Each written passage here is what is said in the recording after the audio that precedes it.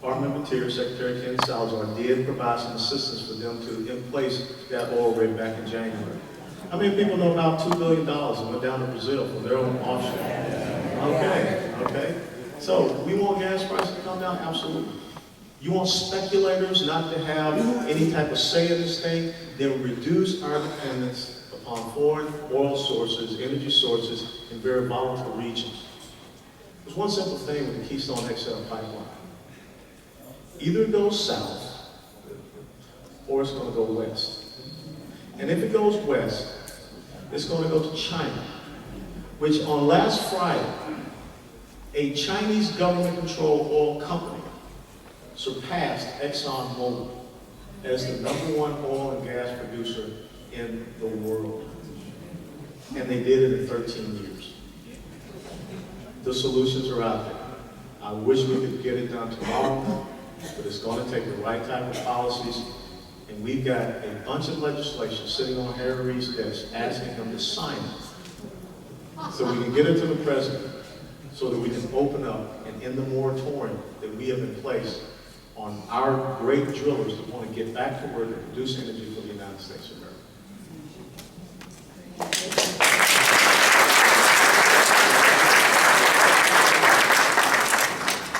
Okay, next question. When will we learn to stop supplying these Middle East and North Africa countries with arms and money? They will use the same against us in the future. Well, I think that's an interesting point when you consider what is happening in Afghanistan. Let me tell you, I spent 2.5 years there. You're not going to do anything good in Afghanistan until you deal with what's going on in Pakistan. And if you're not going to deal with what's going on in Pakistan, then we need to get the hell out of Afghanistan.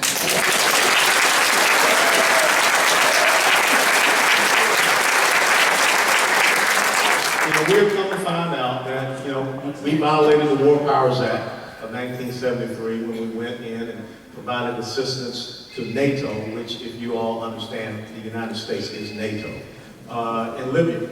Now we find out that the people that we were quote-unquote helping as the freedom fighters in Libya are actually, truthfully, a lot of members of Al-Qaeda who were fighting against our men and women in Iraq. A lot of people talk about how we need to go into Syria, we need to, save the Syrian people. If you get involved in Syria, you are getting involved in World War III. Because the Iranian Revolutionary Guard is in Syria. Russian military forces are in Syria. Right. And Al-Qaeda is on the other side in Syria. You folks remember the Beirut bombing? 243 Marines lost their lives. See, that's what happens when you throw our men and women into a very nebulous situation and you don't give them the right types of rules of engagement. So they're standing there without their weapons loaded. The enemy knows that, and they drop a suicide truck bomb right through the gates and they kill 243. Just the same as in Mogadishu, Somalia. Mogadishu, that battle, we lost 18 Ranger Special Operators, about 73, 75 wounded. On that evening, they killed close to 2,000. But when they asked for heavy armor and AC-130 gunships, they were denied. If you're going to send our military into these situations, send them in with clear guidance and objectives that allow them to engage the enemy and kill the enemy. That's the only thing.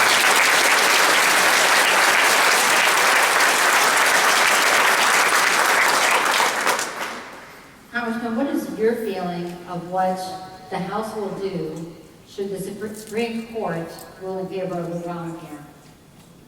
Well, if the Supreme Court comes back and says that the individual mandate is constitutional in keeping with the Commerce Clause, then it's up to the American people. Because as I said, the greater parts of this Patient Protection Affordable Care Act will kick in come January 2013 on out. And you got to make a decision about what do you want to see as far as the future of your health care. Do you really want to see a program? You can go to our website, www.west.gov, and you can see the flow chart which shows you what the Patient Protection Affordable Care Act looks like. And if you can, once again, if you can figure out that flow chart and explain it to me in less than 10 minutes, steak dinners on me. But I guarantee you it'll be very hard to do that. So I think that the American people are going to have to make a decision if they rule is Constitution. If they rule that it is not in keeping the Constitution, then we have to have those free market solutions that I just talked about to be able to come in, pass those to the House, get it over to the Senate, to make sure that there is no change as far as the pre-existing conditions, the 26-year-olds that are kept on insurance, and there's no opening of that donut hole again. We've got to quickly make sure that happens and start looking at tort reform and then insurance reform as well to make that more cost-effective and affordable for people. Look, let's be very honest. Patient protection, affordable care Act. They said the price tag is $940 billion over the next 10 years. 3 weeks ago, the Congressional Budget Office came out and said that the actual cost is $1.76 trillion, almost double. That's what you're looking at if that law stays up there. And as Nancy Pelosi, the former Speaker of the House, said, we have to pass the bill in order to listen. She was right. Congressman, there's a comment and then a question. The comment is, stay strong, we appreciate it. The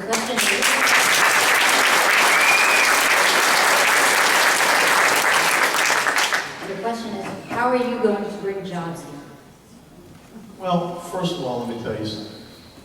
If a politician stands before you and says, I'm going to bring jobs here, they're lying. If a politician stands before you and says, I'm going to create jobs, he's lying.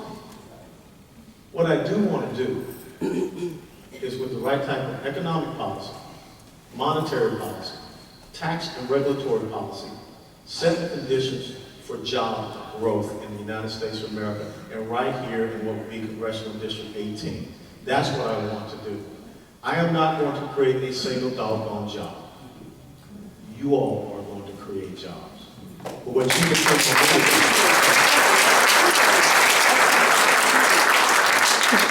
you depend on me to do is to make sure that when you look down at your paycheck, you don't see that you're working for the state.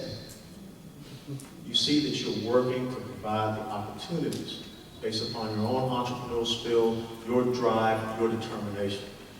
That's what I have to try to do for you. And that's what I seek to do every single day that I wake up, and I will continue to do.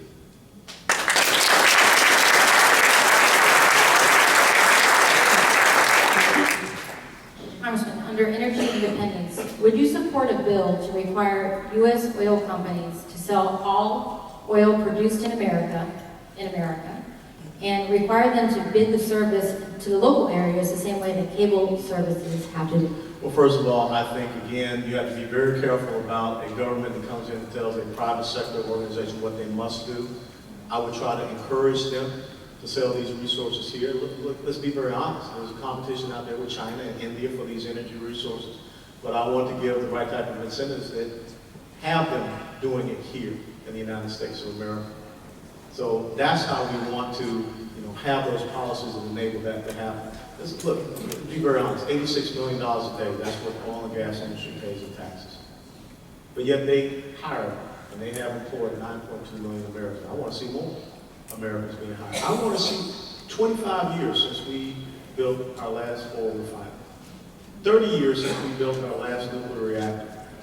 What country harnessed nuclear energy? But yet France is 75% nuclear capable. I want to see them settle here, absolutely. But do you want the government to come down and say, Mr. So-and-so, the resources you're out there working, you must sell all of it here in the United States of America? I don't want to tell them that. What I do want to have are the right type of incentives that allow him to sell it first here in the United States of America to meet our needs and our capabilities and capacity. And if there's reserves that he has, then it can be sold elsewhere. Watch out when the federal government starts to go in and tell people what they can do with the resources that they are producing. Because that's the number one tenet of socialism, is to nationalize production. Remember what I just said? This Chinese company, oil company, is controlled 86% by the government. Do you really want the government running your oil and gas industry? I don't. So be careful what you ask for. Because as Thomas Jefferson once said, my friend, a government that is big enough to give you everything that you want is also big enough to take it away.